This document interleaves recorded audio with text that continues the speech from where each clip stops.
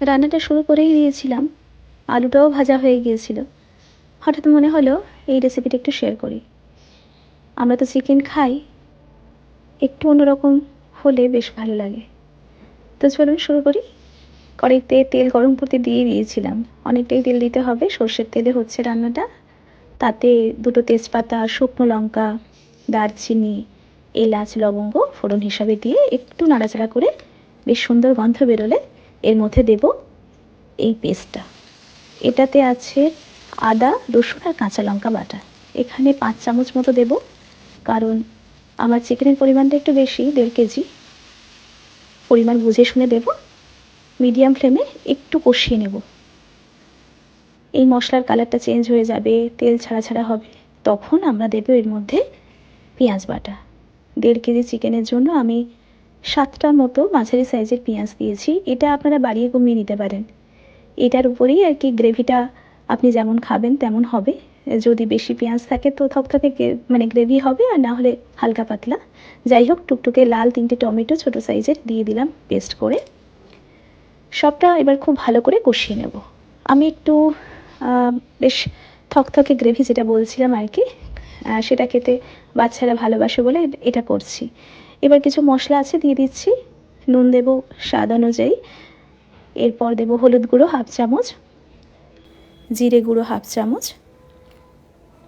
ধনে গুঁড়ো দেব 1/2 চামচ, আর লঙ্কা গুঁড়ো যেমন ঝাল খাবেন তেমন দেবেন, কারণ কাঁচা লঙ্কা বাটা এর আগে দেওয়া হয়েছে। এবার খুব ভালো করে একটু কষিয়ে নেব। বেশ কালার চেঞ্জ হয়ে যাবে, তেল ছাড়া ছাড়া লাগবে দেখতে, মানে কড়াই থেকে তেল ছেড়ে আসছে বোঝা যাবে আর কি।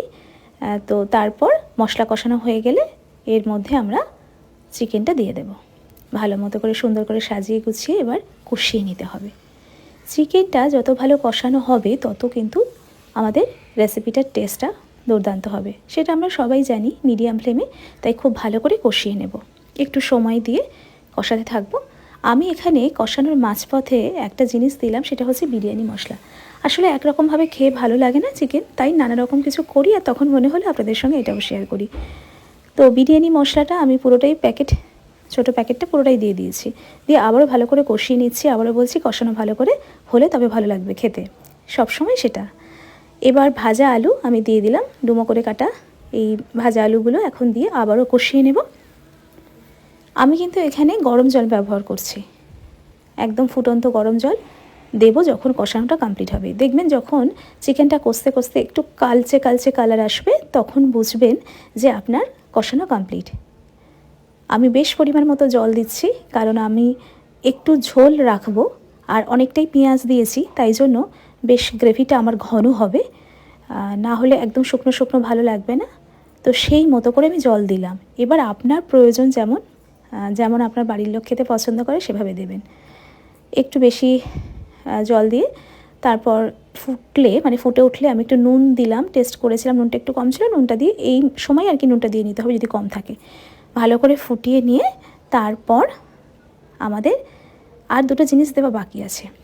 খুব ভালো করে যখন দেখব যে আমাদের চিকেনগুলো সিদ্ধ হয়ে গেছে, একটা আলু ভেঙে দেখছি যে আলুটাও সিদ্ধ হয়ে গিয়েছে, আমাদের যখন সবটা সিদ্ধ হয়ে যাবে তখন গোটা না, এটা গুঁড়ো গরম মশলা, আমার সানরাইজের শাহি যে গরম মশলাটা আমার খুব ভালো লাগে, সেটা দেবো, আর উপর থেকে ধনেপাতা কুচি ছড়িয়ে দেবো। বাস, আর কিছুই দেবো না, এইটুকুই দেবো। আর যেভাবে আমি দেখিয়েছি ঠিক সেভাবেই তেলের মধ্যে কোনটা আগে দিতে হবে পরে দিতে হবে সেভাবে করে দেখবেন, ভালো লাগবে খেতে। তো করে দেখুন, কেমন লাগলো জানাবেন।